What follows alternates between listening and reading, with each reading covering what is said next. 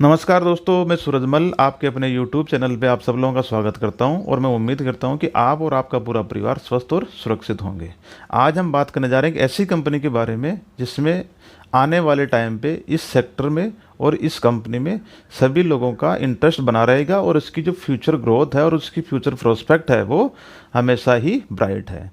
इस कंपनी का नाम है गुजरात गैस लिमिटेड। क्योंकि इन्वायरमेंट के ऐसे कंसर्न हो रहे हैं पूरे वर्ल्ड में, तो अभी वर्ल्ड के हर कंट्री और जितनी भी गवर्नमेंट है वो इसी क्षेत्र में काम कर रही हैं और ग्रीन एनर्जी की तरफ अभी मूव कर रही हैं।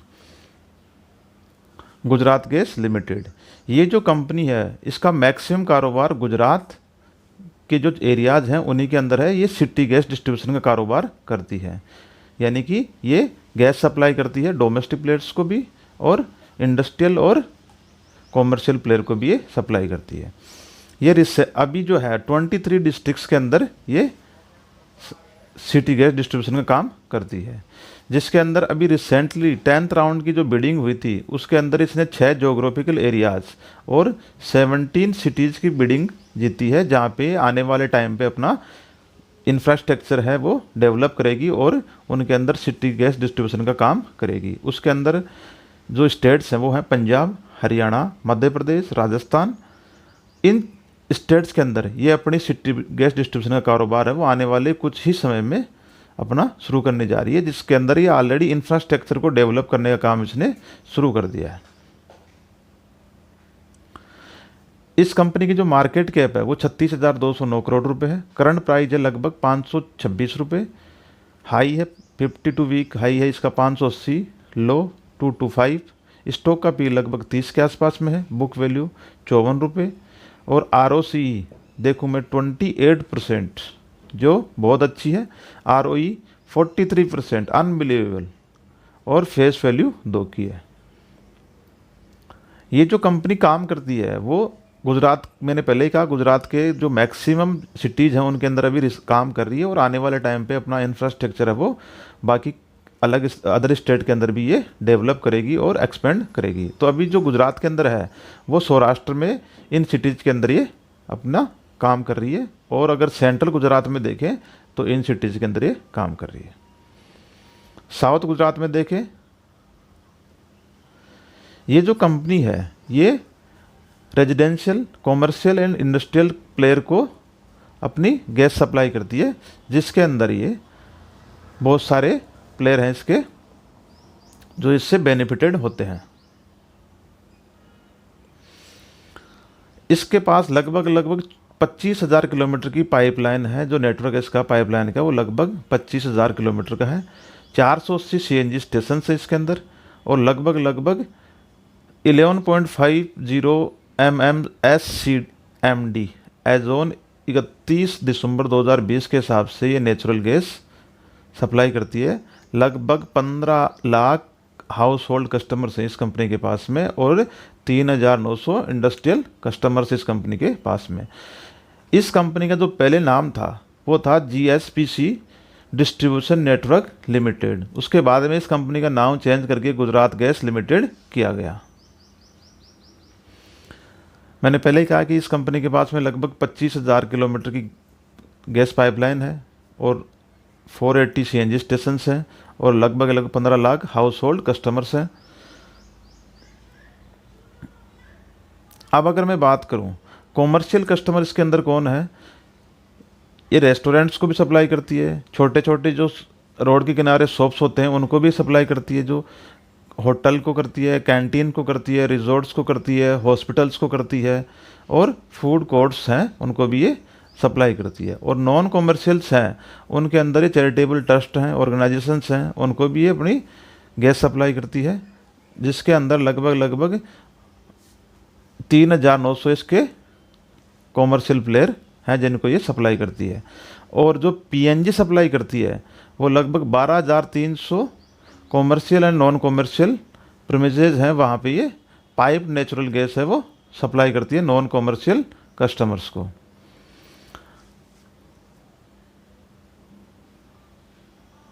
इसका एक और प्रोजेक्ट है हापी पाइपलाइन, जो लगभग 73.2 किलोमीटर की लंबी है और 18 इंच डायमीटर का एक पाइप है जो सूरत को जो हापी प्रोजेक्ट जिसको बोलते हैं हम, सूरत सिटी से निकलता है और अंकलेश्वर जो है जहाँ पे जगह है कि वहाँ तक ये पाइपलाइन बिछी हुई है। सूरत डिस्ट्रिक्ट से स्टार्ट होके अंकलेश्वर इन भरूच डिस्ट्रिक्ट, वहाँ तक ये पाइपलाइन बिछी हुई है। ये पाइपलाइन 1997 में इसने बिछाई थी और इसकी PNGRB इसने इसकी परमिशन दी थी ऑलरेडी, जिसकी बिडिंग हुई थी 5 जुलाई 2012 को। तो ये इस कंपनी के लिए एक एडिशनल रेवेन्यू है वो जनरेट करके देता है, और ये क्योंकि ऑलरेडी इसका प्रोजेक्ट कंटिन्यू है तो वहाँ पे कोई दूसरी कंपनी है वो इस चीज़ को लागू नहीं कर सकती। तो ये इस कंपनी के लिए एक बेनिफिट है और एक मोनोपोली टाइप है।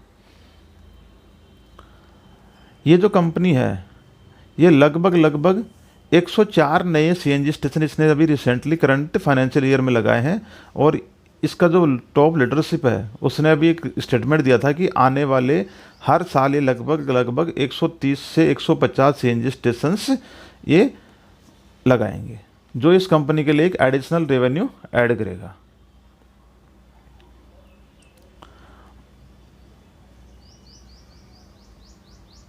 और जितने भी इसके CNG स्टेशंस हैं वो 50% जो अभी हैं, जो उसमें से 50% इस कंपनी के द्वारा ओन किए जाते हैं। और इस कंपनी का एक पॉलिसी कि जो भी अभी फ्यूचर में जितने भी ये लगाएगी CNG स्टेशन, उसमें से 75% CNG स्टेशन ये कंपनी खुद ओन करेगी, और 25% जो CNG स्टेशन होंगे वही अदर ओन्ड ये उनको सप्लाई करेगी गैस।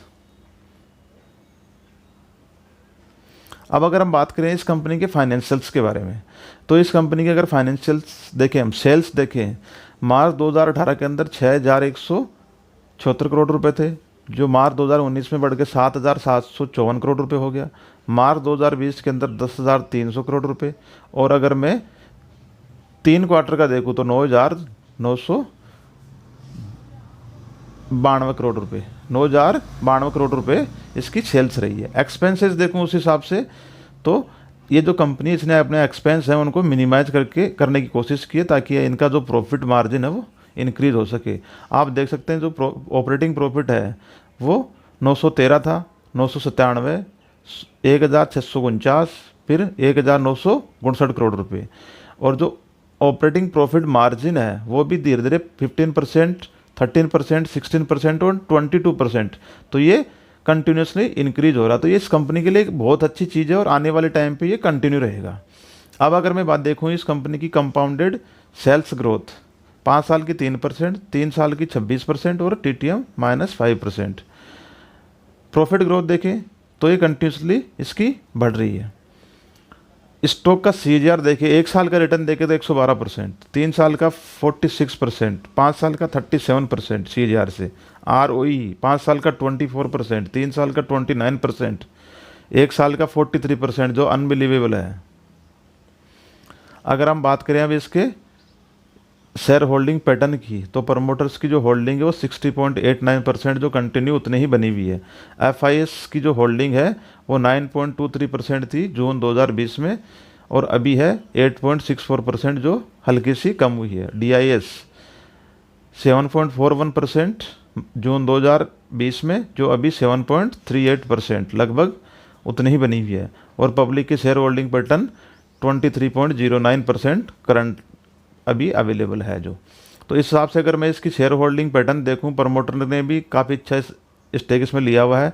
अगर प्रमोटर इतना स्टेक इसमें ओन कर रहा है तो इसका मतलब कंपनी के अंदर उसका भरोसा है, और प्रमोटर से अच्छा कंपनी को कोई नहीं जानता। अब अगर मैं बात करूं इस कंपनी के बारे में, अगर कोई पॉजिटिव चीज़ है तो रिसेंटली कंपनी ने अपना डेबिट है उसको काफ़ी अच्छा कम किया है, और ये कंपनी ऑलमोस्ट डेबिट फ्री के आसपास है। और कंपनी ने जो पिछले 5 साल का जो CAGR है ग्रोथ का, प्रॉफिट ग्रोथ का, वो लगभग 21.72% है, जो एक अच्छा है। और अगर मैं कंपनी की ROE देखूं पिछले 3 साल की, तो 29.38%, जो बहुत अच्छी है। अगर मैं अभी इस कंपनी का कंसर्न्स देखूं कि इस कंपनी में कौन सी नेगेटिव न्यूज़ या नेगेटिव चीज़ है, तो ये है कि ये स्टॉक है वो लगभग जो बुक वैल्यू है उससे 9.62% टाइम्स पे ट्रेड कर रहा है, 9.62 टाइम्स पे ट्रेड कर रहा है। तो ये इस कंपनी के लिए कंसर्न है। लेकिन मैं फिर बोलता हूँ कि जो गैस सेक्टर है और गैस सेक्टर से रिलेटेड जितने भी कंपनियां हैं, ये आने वाले टाइम पे लाइमलाइट में रहेंगी, और अगर आप इनको 4 से 5 साल के लिए होल्ड करके रखते हो तो ये आपको बहुत अच्छा रिटर्न यहाँ से भी कमा के देंगी। क्योंकि आने वाले टाइम पे गवर्नमेंट की जितने भी विजन्स हैं उनके अंदर ये टॉप प्रायोरिटी है कि जो हम यूज़ करते हैं, लकड़ी से खाना बनाते हैं, या जो जितनी इंडस्ट्रीज हैं उनमें कोयला यूज़ होता है, उन सबको बंद करके आपको नेचुरल गैस का मैक्सिमम से मैक्सिमम यूज़ करना, ताकि आप अपने इन्वायरमेंट को सेव कर सको, और जो ग्लोबल वार्मिंग का इश्यू आ रहा है उससे आप जो प्रॉब्लम है उसको आप सोल्व कर सको। तो ये आने वाले टाइम पे गवर्नमेंट का भी फोकस रहेगा इस सेक्टर में, और आप भी इसके अंदर अपना निवेश कर सकते हैं। बहुत सारी और भी कंपनियां हैं, जैसे मैंने पिछला वीडियो बनाया था आईजीएल के बारे में, तो आप आईजीएल भी देख सकते हो।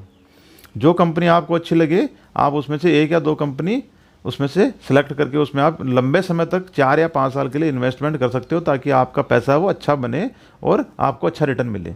उम्मीद करता हूँ ये वीडियो आपको अच्छा लगा होगा और आपके काम भी आएगा। धन्यवाद।